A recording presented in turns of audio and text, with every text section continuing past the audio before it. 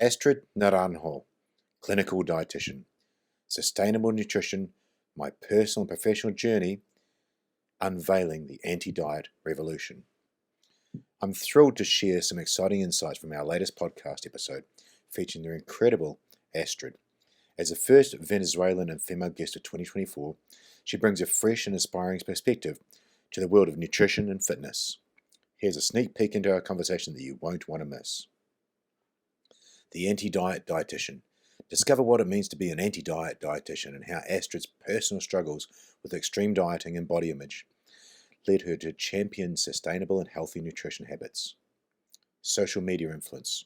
Learn about Astrid's experience with social media influencers and how misinformation and quick fix diets can be harmful. She emphasizes the importance of credible, science-based advice. Sustainable nutrition. Astrid shares her journey of teaching sustainable habits and addressing the psychological aspects of food and nutrition. She believes in empowering individuals to achieve their goals in a healthy and lasting way. Collaborations with experts. Hear about Astrid's collaborations with renowned figures like Layne Norton and the Clean Health Fitness Institute, and how these partnerships have expanded her impact in promoting sustainable nutrition practices. Personal challenges and growth. Astrid opens up about her personal challenges and reflections on finding her purpose in the field of nutrition and dietetics. She discusses the importance of integrating behavior change, mindset, and sustainable habits for long-term success. Real-world applications. From hospital settings to real-life client experiences, Astrid explains the difference between professional, evidence-based advice and the often misleading information found online. Future aspirations. Astrid shares her motivations for embarking on new challenges and her desire to document her journey to inspire others. She emphasizes the importance of showcasing real stories of perseverance and the human side of professionals. In this show, you will hear genuine insights. Astrid's authenticity and openness provide a refreshing and relatable perspective on nutrition and fitness. Practical advice. Gain actionable tips on how to develop sustainable nutrition habits and improve your relationship with food. Inspiration. Be inspired by Astrid's journey and her commitment to helping others through education and empowerment. I'm excited for you to listen to this episode and join us in challenging the harmful narratives of traditional dieting. You can find Astrid at astrid.dietitian.com, and the show notes are below. Click on the links. And on Insta at instagram.com/anti-diet_dietitian. Again, the show links below. Thanks for watching. I'm Damien Porter, former New Zealand Special Forces operator, subject matter expert from hownottoDie.com.au. And you're listening to my Straight Talk Mind and Muscle podcast, sponsored by these guys, mystate.com, the ultimate daily formula for optimum hormone health, stress management, energy, and performance. 100% natural and clinically proven ingredients, it provides everything you need to raise your game in a convenient, gut-friendly capsule. Links for my former shows are in the show notes below. Thanks for watching. And we're live. Welcome to the Straight Talk Mind and Muscle podcast. Welcome to my guest today, and I'll try to get this right, Astrid Naranjo. Perfect. You're my first Venezuelan guest and the first female guest of 2024, so this is great. And you've got a very interesting background. So let's just blast off with your Instagram handle, Anti-Diet Dietitian. What is an anti-diet dietitian? Well, do you want the long story or a brief version of it? Oh, we can do the long story as long as it's straight. I mean, you're with Bio Lane, I see there. This is the Straight to a Mind and Muscle podcast. So let's get the raw version out there. Well, see, when I did my bachelor's degree, almost like over 14, 15 years ago, I was not like I didn't have a proper direction as to when you choose to be a dietitian, you think it at the very beginning that you're just going to be doing meal plans and telling people what to do. And it's just mostly that sort of thought that comes to your mind when you think about being a dietitian. And everyone relates that being a dietitian or a nutritionist with a diet. or a meal plan or losing weight. So when I did my bachelor's degree, I kind of had that idea in my mind that I would be doing meal plans and telling people what to do and everything like that, until I actually started doing several subjects about human nutrition, physiology, uh, everything related to feel ill, and then how nutrition can improve or work around or through these illnesses. So clinical nutrition, and then nutrition therapy, and based on how you treat each condition and how nutrition plays a role in that. So then kind of like in the 8th semester out of 10 is when you actually start doing meal planning, and how every calculation you do then translate into food groups, and then how these food groups then translate into a menu. And like that was like, this is finally what I wanted to learn after eight semesters. So Wow. pretty much like in the 4th year of my career. But I realized that there was so much more than just meal plans and things like that. But when you get trained as a dietitian, especially in early stages as in your bachelor's degree, you don't really get taught how you're going to actually liaise and negotiate with your clients to agree on some kind of plan that is achievable, measurable, and realistic for that client.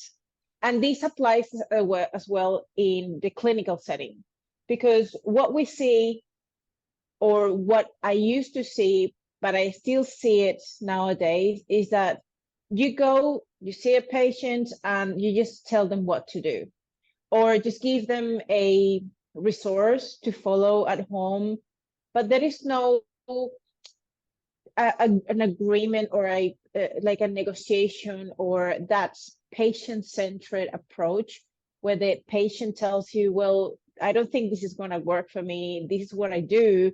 And what you're telling me is probably something that is going to be useless when I go home. Exactly. So this is exactly the same when we are trying to work with patients or clients, that we're trying to do something as a team, where your client tells you where they're at and you try to meet them where they are. So kind of like fast forward, then when I come to Australia, I did my master's degree. And in my master's degree, then is when I started understanding a bit more that partnership, that motivational interviewing, that patient-centered approach, where it's much more than just telling people what to do. So apart from that, like I have a huge history of like all the different challenges as me as an individual went through, by having to leave everything behind back in Venezuela, moving to a new country where I had to learn a new language. I had to do so many new things, to start from zero my business. Like no one knew who I was. I was not even sure anymore who I was or what I was doing for what was my purpose, what was my true motivators. I had to pretty much redo my entire life and my entire identity. And because back home, I was fairly well known as a sports nutritionist, and I was teaching different workshops and working with different coaches and like general population. I was fairly driven to be in a very good shape and very, very fit, and show with my physique that I knew my shit. Yeah. I knew what I was doing. Yep. And because like in the past, probably more than now, potentially, the only way people would mostly trust you is because you did and looked the way you preached, or whatever Exactly. used to talk about. Yeah. So to me, it was a huge pressure to look like I knew what I was doing and was talking about. So this an extra pressure when you become more well known amongst the industry. And I thought that that was part of my identity, and therefore I kind of had a lot of different challenges with my relationship with food. My diet was way more extreme. I was all or nothing mindset in terms of my approach with exercise, with nutrition. I didn't have that flexible mindset mentality, or like flexible dieting, or like all foods fit within a healthy diet as long as you eat in moderation, and like you don't will you won't fuck up As as long long as as you you've get got back on track. an intent around that as well, right? Exactly. A goal to achieve, using those foods in moderation to achieve XX and so on. Exactly. So after all of the things, when I am here back in Australia, it's like, okay, no one knows me now. Like, what's the point? I need to start reframing my identity and my purpose. Why am I doing these things? Am I doing this for me? Am I doing this for someone else, to please someone else, to please a audience that no longer exists? So it was like it was a few years of reframing my purpose and my goals and everything that I was doing everything for. And in the meantime, I also was doing my master's degree, so kind of like relearning different things and doing lots of different things that were very challenging, and sort of like reframing my personality and my identity and everything. So with that tough transition and like all these years of deep internal processes and kind of digging deeper as to my whys and everything, it truly helped me understand my purpose and why did I want to be a dietitian even more, and how could I do a better job at doing my job. So getting into social media and seeing so much more widespread the misinformation that there is out there around fitness and nutrition, and how people were expecting to just follow whatever was sold as the magic and the quick fix for them to achieve their results And the key or word there lose is the key weight. word, Astrid, is sold, in what you just said in that actual statement. Yeah. And I was so like impressed and overwhelmed with how much how strong the influencer status would have an impact on people, and how much the advertisement, these different programs that were sold were having such an impact on people's decision to say, I need a quick fix, I need this.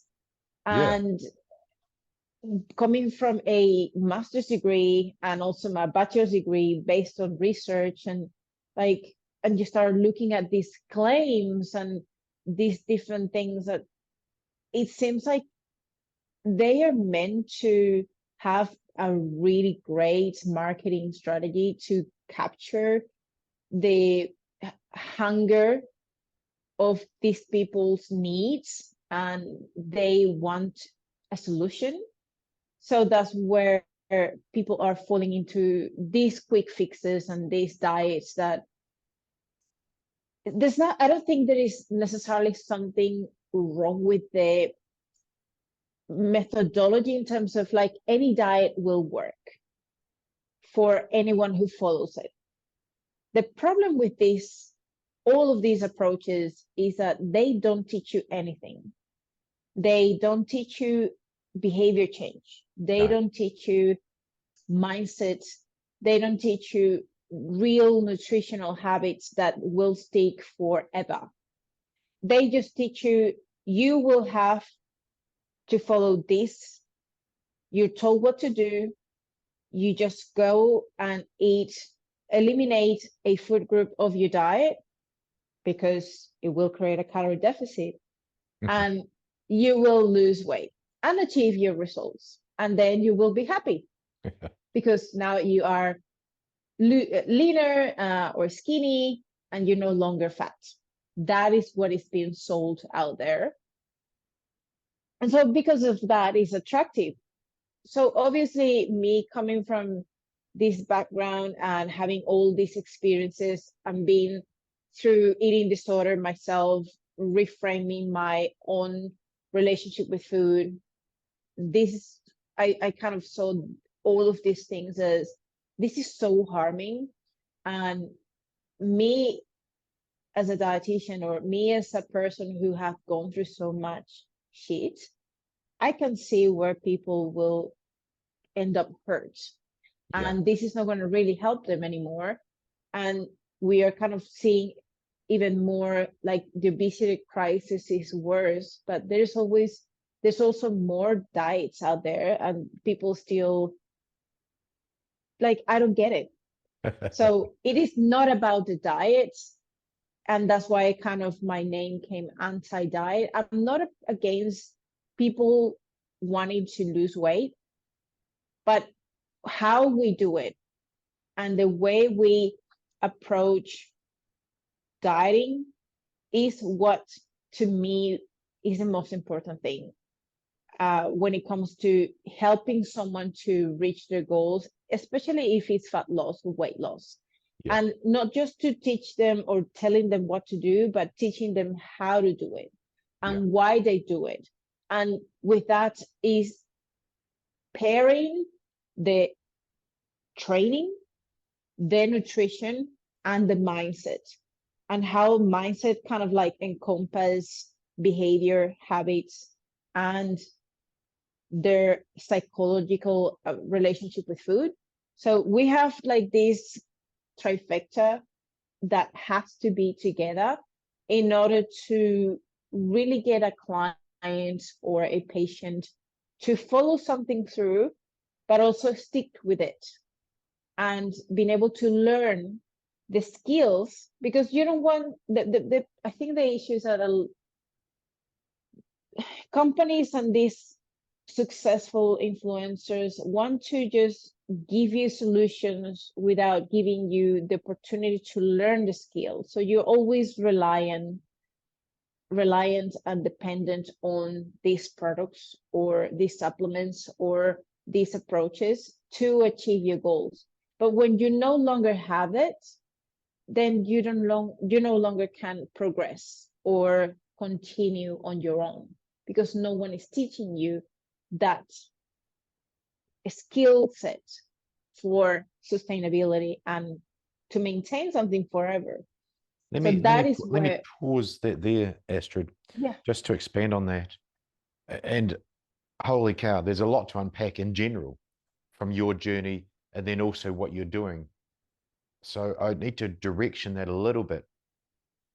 But I wanted to interrupt and hopefully add to the listeners' comprehension here. You've done a master's degree. You're heavily researched and studied, and many people in that space are. But you spoke about social media influencers, and I reiterated one word you said there in a sentence of sold. Now, I got off a show yesterday with a great guy, former SEAL Team 6 operator, and a double world record holder in unrelated events. And we were speaking about a expert, we'll say expert, whose books have been studied by military for over 25 years. Turns out this person is a liar, a straight up liar. Now, I like to think I'm a good person. That putting my template on that person doesn't compute. I don't understand why someone would lie to me or lie to the public with a book. And we proved it. And Andy was great. It was a great show.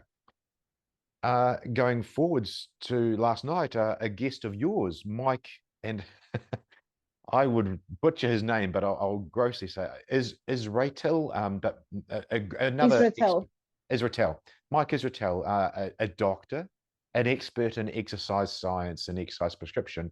He was debunking another PhD in exercise, and that person was lying.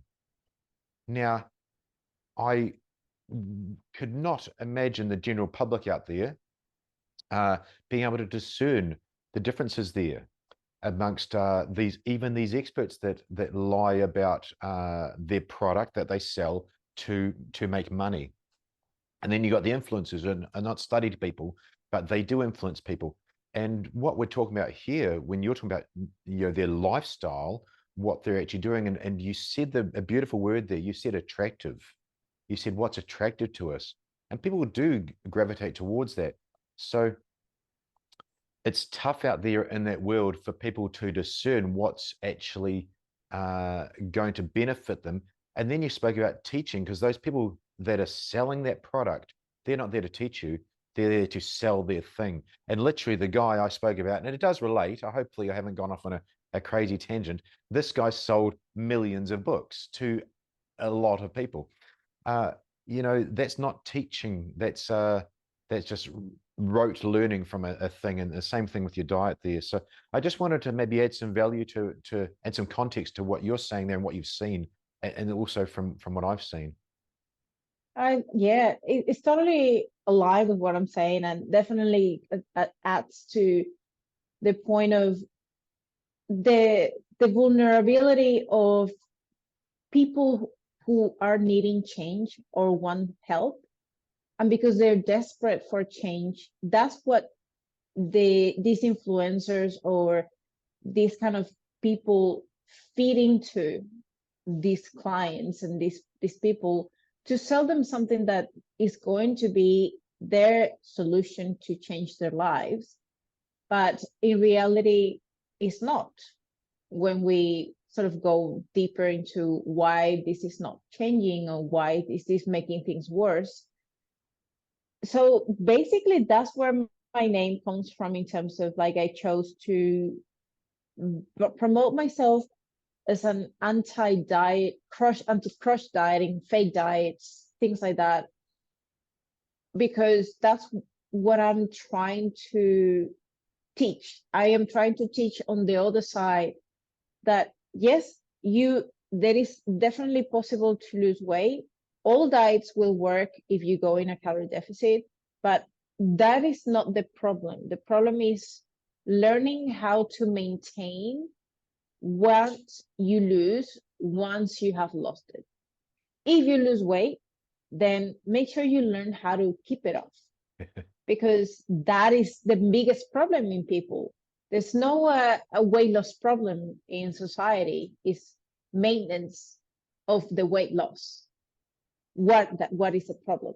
So everyone can lose weight, but not everyone can maintain the weight. And that's why we always hear a lot of extremes on the opposite side of this anti-diet world, but anti-diet opposing dieting or weight loss, because we have these two extremes of body positivity and like anti-diet, like diets don't work, diets, macro counting doesn't work, weight loss diets don't work. Like, they do. The problem is not that the problem, the dieting is the issue, is how they are sold, how they are implemented. And obviously, if I give you a diet that restricts so many things in your nutrition, and they also eliminate macro or a food group of your diet, let's say carbohydrates, then you are getting the idea that only to lose weight or to achieve your goals, you have to be super restrictive. You have to eliminate everything that you enjoy, and you have to live a miserable life in order to lose weight. And obviously that is not sustainable. And that's why people end up with eating disorders. that's why people end up binging or with bulimia or even other different issues with their food or with the body, because they think that the only way to get the result is by suffering and by making things super unattainable and unsustainable, and that the only way to do it is fast, quick, and not learning anything in the process. Well, they didn't get there fast and quick, did they? Yeah, like you get sold an 8-week program or something like that. What are you going to learn in 8 weeks? Very little, if nothing. And especially if no one is really teaching you the skills, there's no one checking in with you. There's nothing that is pushing you to think through stuff or reflect through your actions or what is going on, why you chose this over that, why you reacted that way, why you chose to eat food when you were feeling angry or sad. Like if there is no reaction, if it's not reflection through the actions that your clients are making, there is likelihood that you won't have a positive change, because there is no learning through the experiences that your clients are living. So that is mostly the explanation why I chose the name. I would have liked to choose something more like the unconventional dietitian, because I don't seem to fit in the usual dietitian description that we also see because of all the things I talk about. But it didn't come to my mind until recently, where a lot of people were saying, you're so different to other dietitians. Like, well, yeah, I'm kind of unconventional. It's a great answer. Again, like I said, so much to unpack, but it dovetails in quite nicely with my next question. Then I'm going to come back and unpack some of those things that you personally spoke about. Layne Norton, you got the bio Layne shirt there. So Professor Layne Norton or Dr. Layne Norton, kind of the same message, but you're a female, and I'm incredibly aware as how not to die guy. When I say something, when it's involved in self-defense or self-protection or situational awareness versus a female saying it, very different approach. Same thing. What started your association with Layne? Oh, that's a interesting story. So when I started getting out there in social media, it's very interesting because I didn't even know how to do an infographic or a post. And I sort of got myself through it, just downloading 20, 30 different apps and sort of figuring out myself, okay, how do I do an infographic? How do I put information that is worthwhile reading, but is easy to understand and can get to people, like a lot of people now that I see out there are doing, and influencers are doing, but they are not really putting the right message. Yeah. So how can I become similar, but putting out there the right message? So I started creating, and I finally got into Canva, and I started putting together small different infographics and learning or trying to replicate things that I was seeing. Okay, I think I'm gonna get there at some point. I'll just continue to figure it out myself. I didn't do a course. I didn't I was completely lost, and I just trying to put things together by myself. But for some reason, I started sort of following. I got to start following Alan Aragon, which was kind of like the first accounts that I kind of found.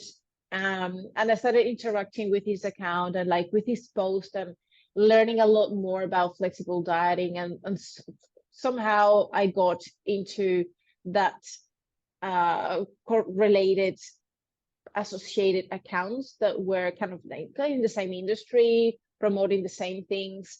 So got to Layne, got to Holly Baxter, got to way more people that were kind of like in that realm. And so I started following all of them, and I kind of like was ongoing trying to put out their information. And one day he reached out to me and said, hey, would you like to do posts for me? Oh, So wow. like breaking down research and creating posts like carousel style. So yeah, that would be a great opportunity, and I think it's something that I could do and enjoy. So we had a relationship that I was actually doing posts for his wife and for him, and the posts that you would see that were more informative, that weren't like reels or videos, were mostly designed by me and created. So that was a probably a relationship that lasted for about 1.5 years. And then they kind of decided to go local, so they hired someone else or something. And so there was a gap in between for about a year or so, where they went their way, I went my way, and I started working with Clean Health Fitness Institute as their dietitian, the clinical dietitian. Associated with Bill Campbell? Yeah. Yes. There's so he's been on the show, great guy, and I do suggest any listeners and viewers look him up. Oh, he's amazing.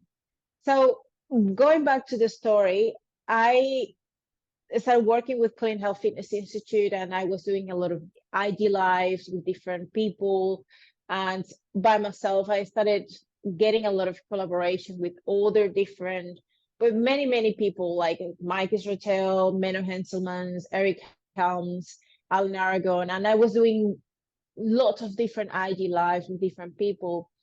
And so I guess there was a point where they had some coaches leaving, and they said, hey, would you like the opportunity to come and join our team?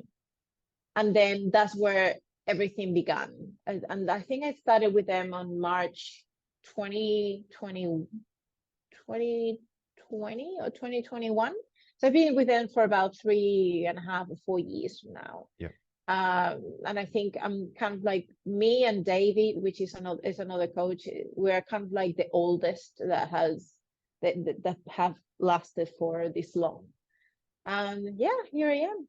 Wow, awesome.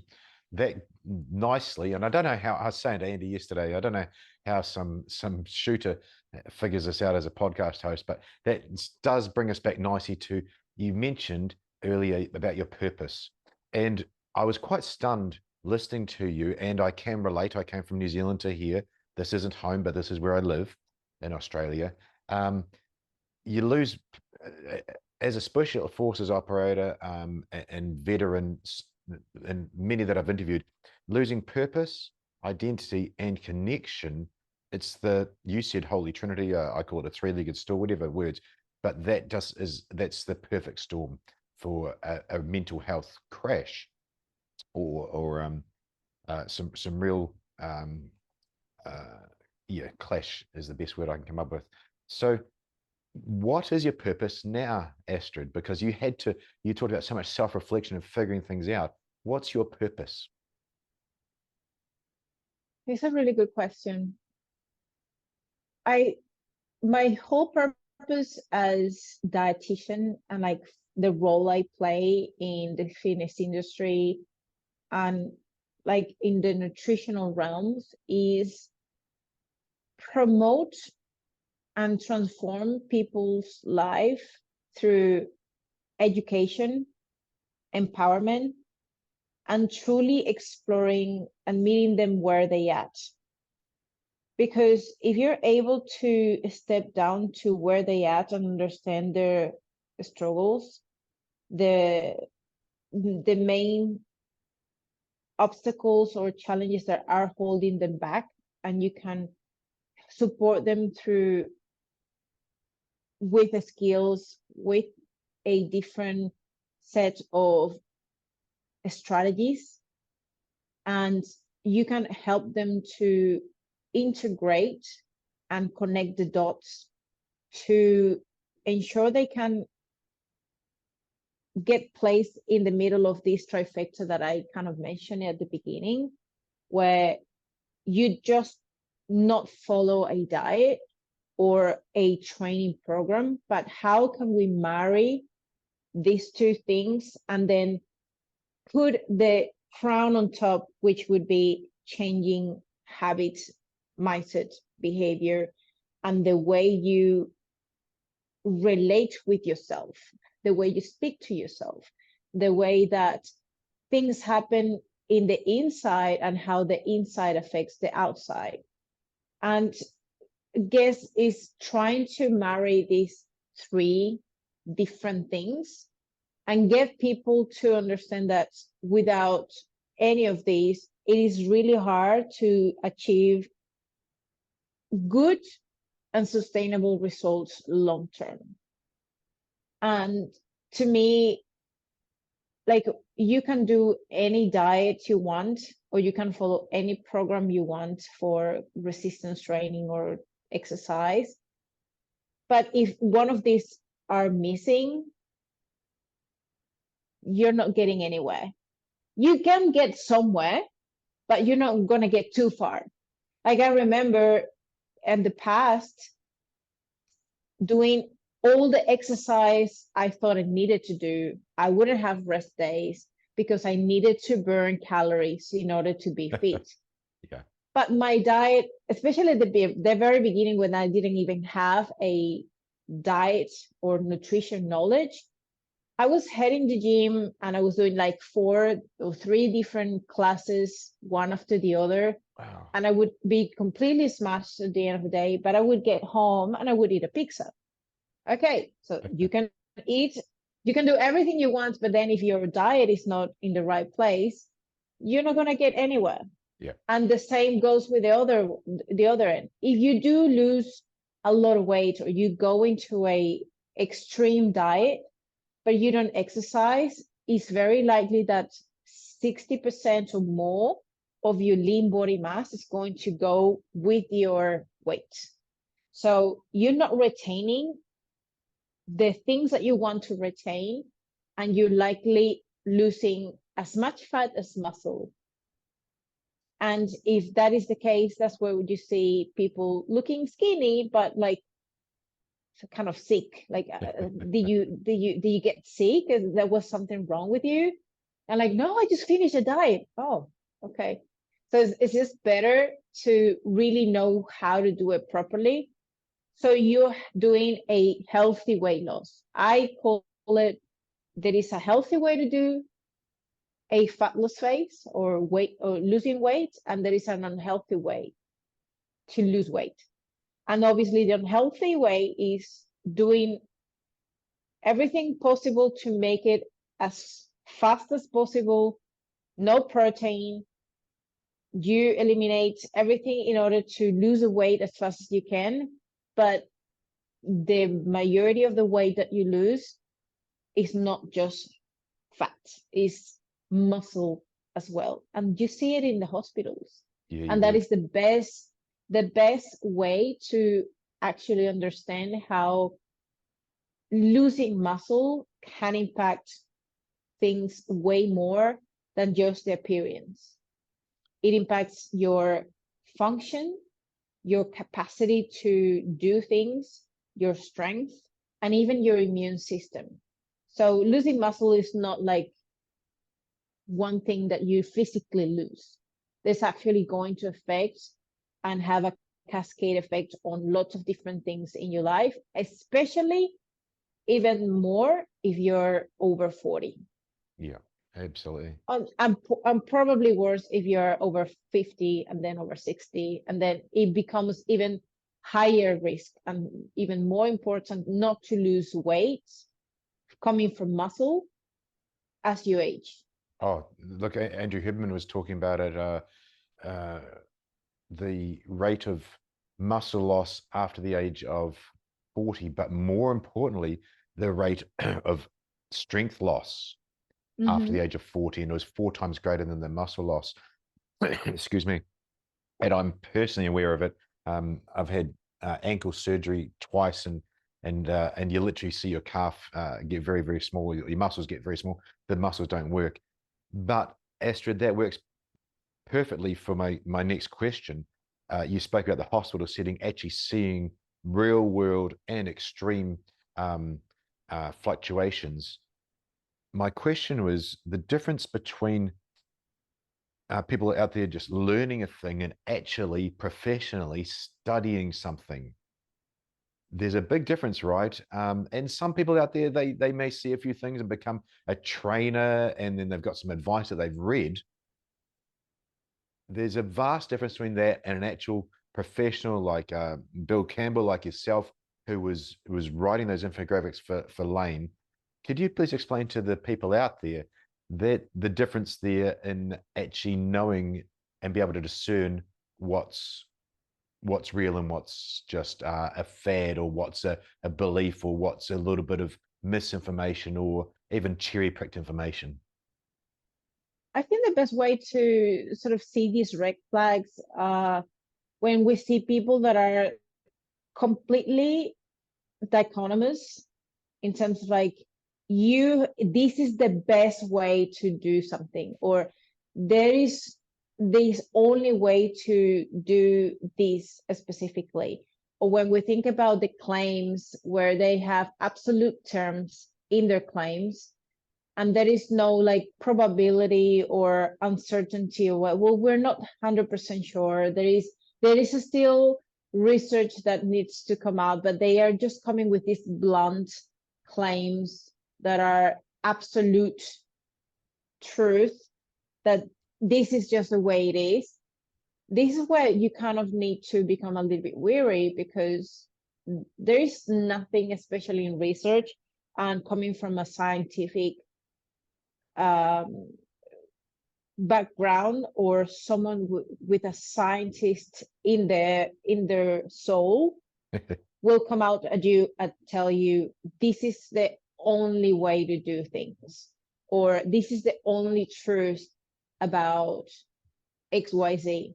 And especially we talk about nutrition, like there is no absolutes anywhere in nutrition. Especially nutrition is always evolving. There is always research coming out about compounds, macronutrients, protocols, how physiology responds to different nutrition approaches or different exposures to the environment, and how different things, like the human body is so complex as well. Like there's a lot of claims with the studies that are coming from rats or from like in vitro. And when we look at those type of studies, yes, they add a valuable information to the body of literature around that specific topic, but that is not necessarily telling us that that is the absolute truth. It is just a little bit of an extra clue, an extra piece of the puzzle that allows us to understand more a topic. But this doesn't mean, like, because one study says that artificial sweeteners give you cancer because one rat died with cancer, it means that if you do have artificial sweeteners, you're going to die of cancer. It's like it may be some associations, but there is not necessarily, or some correlations, but that doesn't mean like that is a direct causation of a problem. So there is so much more complexity when it comes to understanding nutrition, and everything that is integrated into the I guess that communication between what happens in the human body and what impact has nutrition or different nutrients or different compounds in a body. And kind of like at the end of the day, when we look at the actual evidence, we end up realizing that there is nothing truly harmful to the point that you can die, because it is all dose dependent. So even if you eat an apple that has arsenic in it, and could have any other compound that could actually kill you. Yes, if you do eat 45, 60 apples the dose makes the poison. Dose makes the poison, exactly. So it happens the same with other compounds or other foods. And when you hear things like, oh, if you hear something that you cannot pronounce, then you shouldn't be eating that. And because biochemical compounds, everything is a chemical, like, and then you would end up even, I don't know, drinking or eating air, or probably not even that, because that's a chemical too. And what is it, microplastics that Auckland University proved? Yeah. So there is so much fear mongering in the industry for nutrition that it is very easy to pick on something that you can take a extreme claim out of it and impose fear around that particular thing, and obviously make you seem like you know more than anyone else and that you have the final truth. And on that as well, you've got some great points I'll come back to, but when someone does actually come up, let's just say an influencer, and one I've seen jump out a lot was someone like Gary Brecker.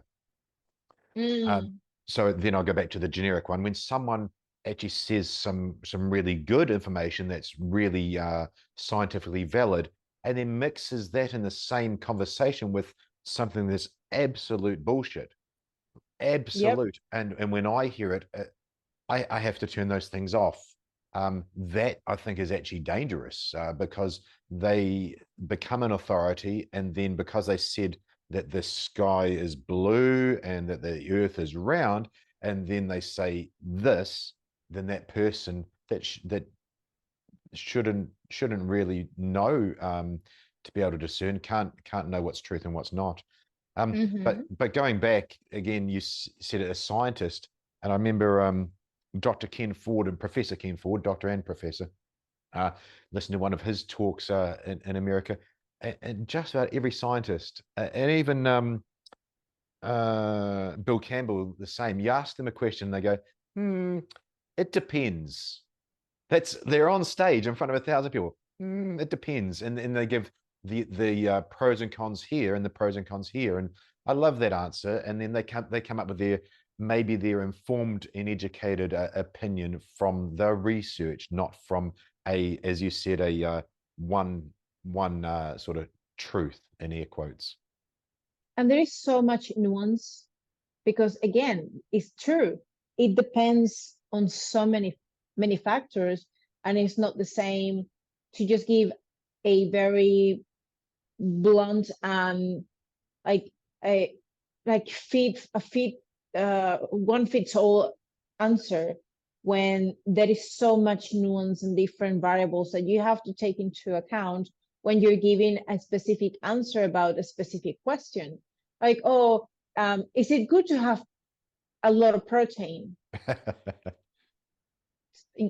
Yes, not if you got and Bill Campbell was actually the answer to this. If you got a renal disease, maybe not. Exactly. So it come back to the same processing of thoughts, and okay, yes, overall I definitely recommend you to eat a lot of protein, but it depends. Like, what are your goals? How active are you? What is your eGFR rate? Like, what is your renal function like?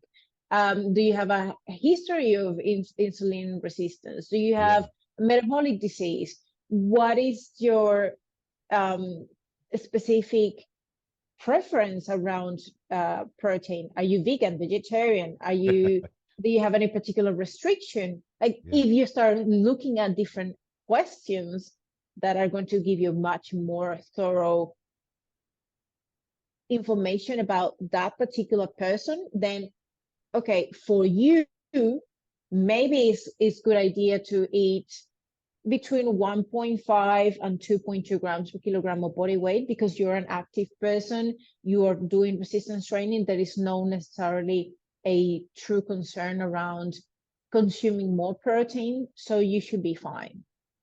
However, if my grandpa comes and asks me the same question, and I know he has a renal disease and type 2 diabetes, and he's not active, but he's also elderly. I think we need to find a happy medium, especially if your diet already is super low in protein, then we should increase your protein intake, but not to a point that can increase a further deterioration of your renal function. So it's kind of like, it's always like, it depends. And you kind of like need to, especially when you are a scientist and you're trying to answer this kind of like very broad questions, when they are just answering, they want an answer that gives them like the absolute response. But when you actually start analyzing, if you start kind of narrowing down different cases or different scenarios, then it's like you never finish explaining the same topic in different scenarios. And same when people ask, is it good to lose weight fast? Overall, I don't recommend it, but sometimes it's good. It just depends on where you're at, how much body fat you need to lose, how much lean body mass you have, what is the level of deficit. Are we talking about something for short term or long term? That's, again, what is your relationship with food? How is your background, your emotional background, and your relationship with your body? There's so much more to dig into when it comes to give an answer that is so broad, and we're trying to provide the best answer possible without missing out on information. Because then if you answer something to a broad question and you keep it broad as well, it opens a can of worms for so many different misinterpretations. And that's the problem when we hear people that think they know what they're saying, but they don't really know what they're saying. And sometimes they mean well. I've got one example here as a question, but it's a great time to put it in there. The ketogenic diet, invented in 1927 for epileptic children. So straight off the bat, we're thinking, okay, maybe there for a different reason.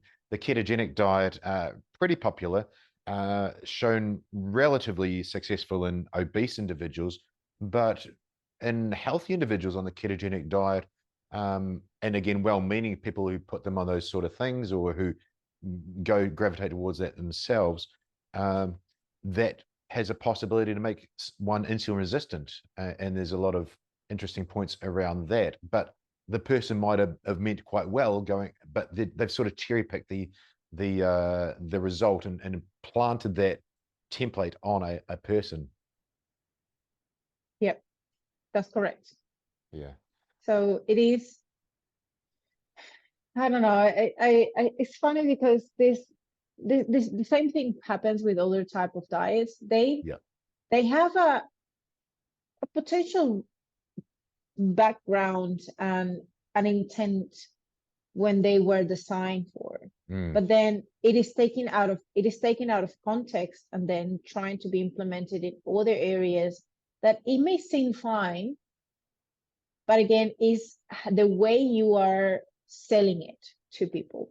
Yes. Not so much the method.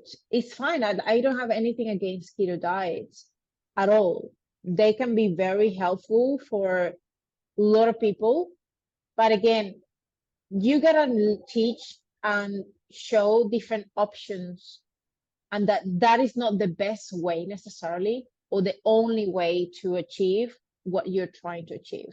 The problem is that they are sold as the solution and that carbs are bad, and then they start imposing fear into other food groups, and then they get you to restrict foods you love because they are bad for you, and that again creates that unhealthy relationship with food, extra fears that they shouldn't be there, and then affecting or creating binge episodes because there is such a huge restriction, and they truly believe that this is the diet they should be on. So there's no room for bread, there's no room for pasta, there is no room for fruit. And the worst thing sometimes I find is that they are told that they should be eliminating carbohydrates, but some ketogenic diets allow some fruit and allow some vegetables.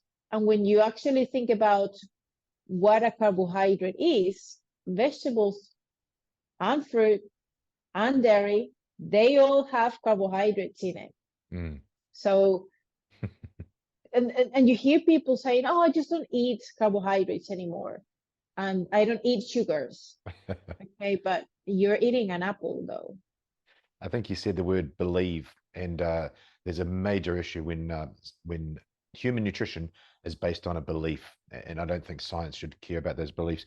Now, before we started recording, I know you've got to get to the hospital, so I want to check on the time. How are you doing for time, Astrid? I'm a bit tight with time, but I'm happy to answer one more question, and we can do another, like a second round if you want to. For sure, and I'd like to wrap it up currently. Thank you for that.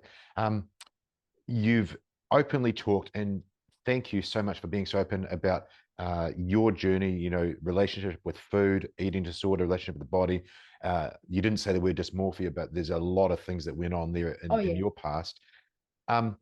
You're currently, I think, from what we quickly chatted about on socials, you're doing a contest prep. I was an international bodybuilding champ, and it's not a good way to do things. What has changed for you going to this contest prep or prep diet, mentally, emotionally, and then actually on the food? How are you going to this? The question. So let's focus on this part. How are you going into this safely versus what you did in the past? I love that question because I am super excited, but I'm also super scared in a good way, because this is the first time I'm putting myself on the fire line and the test of something I've always wanted to do, but I never felt it was the right time. I never felt like I was in a good place emotionally or mentally, or like in my circumstances weren't right. And I think because of everything that I talked to you about my story, I've been on demand and trying to be in a good place for the past 10 years. And being in a good place is learning my self-worth, learning about my relationship with food, learning about so many things that I needed to get them right before I decided to do anything as dangerous as it could be, in the sense of it can become it's very tricky, and it can become very harmful if you're not careful about that, in terms of, because it's so extreme and it can get very rigid at some points. It can be very obsessive when it comes to your physique, and especially being a female and having had a history of eating disorder in the past and body dysmorphia, and being obsessed with my physique at some point, that I was decided to do anything that I needed to do in order to keep and stay looking that way. Yes. And whether I was willing to trade off more time, or even do whatever I needed to do, even if it required me to eat and purge, or sacrifice my mental health to stay the way that I looked. So I said, I'm not going to go, even though it's something that I've always wanted to do, because I've been in the fitness industry for over 20 years, since I was 12. Pretty much I started going to the gym, and I became a personal trainer when I was 15. Then it's like, you start seeing so many people that do these contest preps and they look amazing, but there is such a huge risk, and understanding that look that you see on stage is amazing when you look at it, but on the inside is the worst health state they could potentially be at. Yeah. And they feel like shit when they are on stage. And you don't want to be there for more than one day on stage. Once you finish that, you have to reverse. You have to be okay to let go of that image. And I didn't understand that until 10 years later, that I have been working on myself and being okay to know that it requires sacrifices, but it's temporary. It requires sacrifices, but you get to a point where you have to be okay to live and learn that food shouldn't be the center of your life. And because I was so attached to food as well, I needed to have my process and my time in order to understand these different phases. That it's okay to be hungry for a period of time and you're not going to die. Sometimes I would just go into a deficit or just try to do a diet, and all my senses would panic. Yeah, of course. And I would be super hungry, and I would be anxious. And like, it was like, I already was 2 hours and I was already anxious about the deficit. So I'm not ready. Like, to me, like, can't stop thinking about food in a deficit at 1900 calories, or I can't even track consistently for more than a week before I give up on it. So I wasn't ready. I needed to train myself and have as much time I needed and give myself the space to gain weight. I gained about 10, 20 pounds from the time that I was the leanest in my life.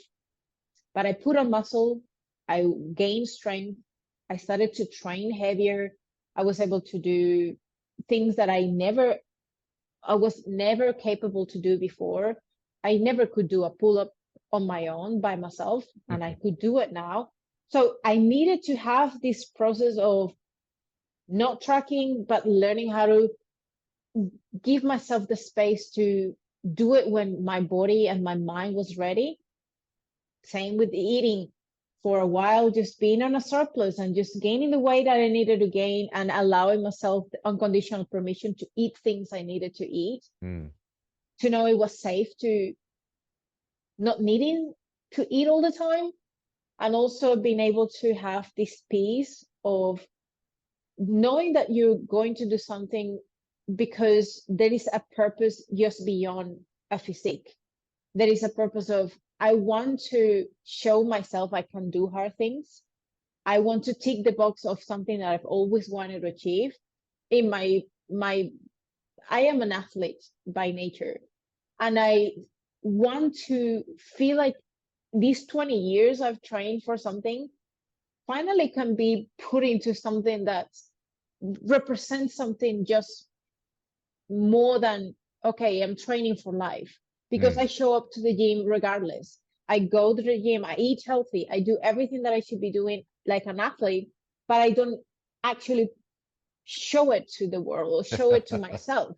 Yeah. So it's like, I am tired of just being behind the scenes, doing every work, all the things I need to do, when I have always wanted to do something like this, and I haven't done it just because I was never ready. And I don't want to like get older, and because I haven't done this, then I'm not going to be able to do it as much as I want to do it now.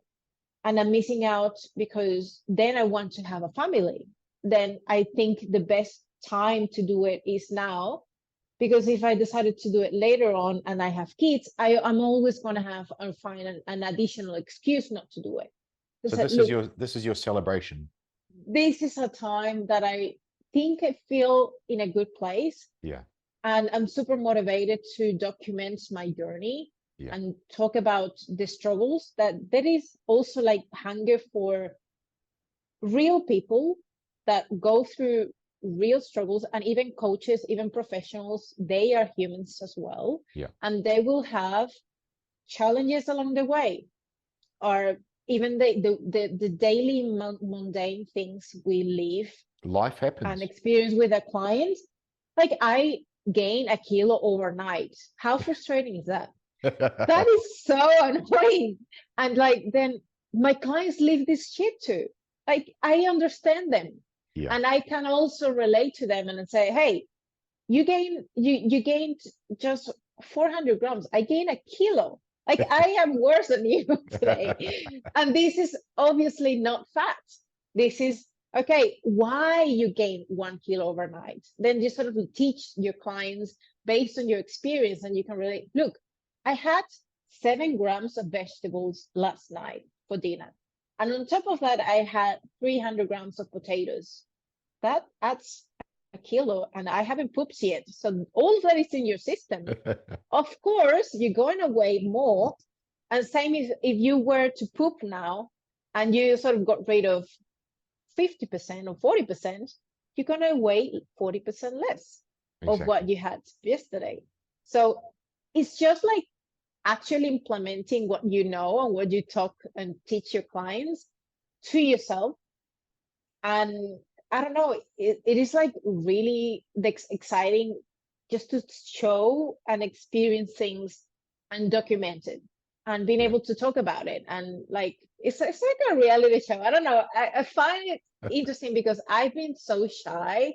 I'm someone so intimate that to me, just doing this is kind of like taking me super out of my zone of comfort, which is kind of like interesting, but also pushing me to become someone that I need to become in order to be and sort of like get to the purpose that I did show you and explain to you before. Like, if I want to help more people, I have to show up for that person that I need to become in order to be able to reach more people and relate to the things that I want for as an outcome is to save people from making mistakes and improving the relationship with food. I have to go through that, and I have to show what I do in real life so people can relate and see the truth of